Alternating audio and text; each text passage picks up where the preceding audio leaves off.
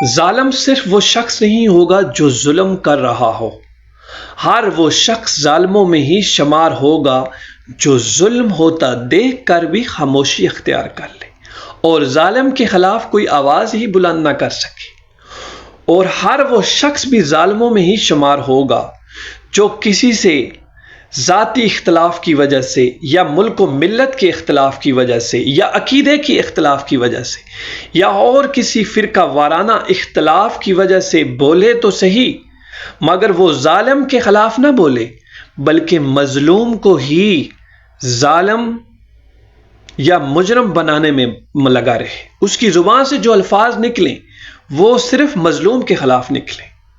اور 200 سالوں کے اندر ہمارے ساتھ یہی کچھ ہوتا رہا۔ مسلمانوں کو جہاں بھی تباہ کیا گیا، جہاں بھی مسلمانوں پر ظلم و ستم کے پہاڑ توڑے گئے، اور اس سے پہلے ظالموں نے، کافروں نے، یہود و نصارہ نے چند ایسے دلال سمجھے یا ایسے مذہبی ٹھگ خریدے جنہوں نے اپنی زبان سے عقیدے اور فرقے کے اختلاف کی وجہ سے ایسا زہر اگلا، ایسی آگ اگلی جنہوں نے بستیوں کو جلا کر رکھ دیا۔ کروڑوں مسلمان صرف عقیدے کے اختلاف کی وجہ سے قتل ہوئے، اور کبھی ہم نے مسلمانوں کا قتل دیکھ کر اس لیے خاموشی اختیار کر لی کہ اس کا عقیدہ ہم سے نہیں ملتا، اور کبھی ہم نے خود انہیں اس لیے قتل کر دیا کہ ان کا ہم سے عقیدے کا اختلاف ہے۔ اور اس سے پہلے یہ بہت تماشا ہو چکا، لیکن آج تک ہمارا جی اس سے بھرا نہیں۔ آج بھی ہم اس کھیل کے اندر شامل ہو جاتے ہیں۔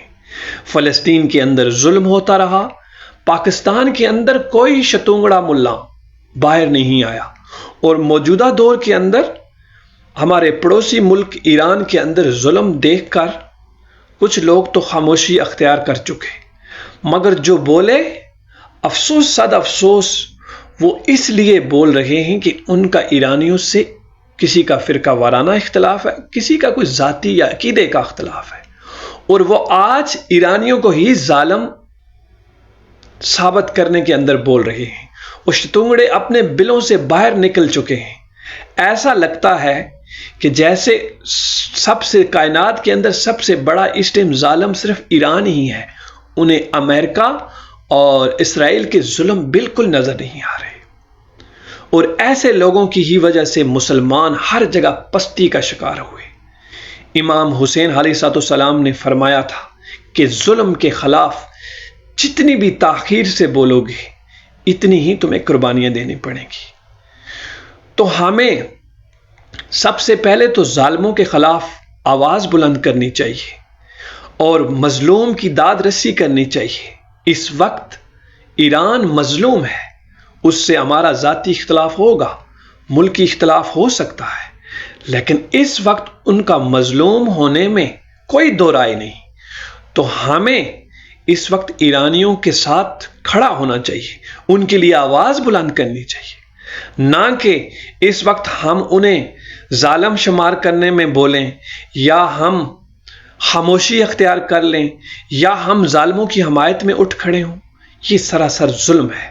اگر ہم ہمیشہ انہی سازشوں کے اندر مصروف رہے تو آنے والے وقت میں ہم پر ظلم ہو رہا ہوگا، اور اسی طرح وہ کوئی دوسرا جس کا ہم سے عقیدے کا اختلاف ہوگا وہ تماشا دیکھ رہا ہوگا۔ ہمیں یہ تماشا روک لینا چاہیے، ہمیں یہ تماشا بند کرنا ہوگا۔ اس لیے ہی دنیا کے اندر ہماری بقا ہوگی، ورنہ سب کے سب ایک ایک کر کے کفار کے ہاتھوں مارے جائیں گے۔ یہ جنگ صرف 2 یا 3 دن کی نہیں ہے، یہ جنگ آخری اس انسان کے زندہ رہنے تک قائم رہے گی جو حق کی آواز ہوگا یا حق کے لیے لڑے گا۔ یہ حق و باطل کی جنگ ہمیشہ قائم رہے گی، قیامت تک یہ ہوتی رہے گی، مگر ہم نے فیصلہ کرنا ہے کہ ہم نے مظلوم کا ساتھ دینا ہے یا ظالموں کا ساتھ دینا ہے۔ دنیا اس وقت 2 حصوں میں تقسیم ہو رہی ہے، آدھے لوگ ظالموں کے ساتھ کھڑے ہیں، آدھے مظلوموں کے ساتھ۔ تو ہمیں فیصلہ کرنا ہوگا کہ ہم نے ظالموں کا ساتھ دینا ہے یا مظلوموں کا ساتھ دینا ہے۔ تو اللہ تعالی ہمیں مظلوموں کا ساتھ دینے کی توفیق عطا فرمائے، آمین۔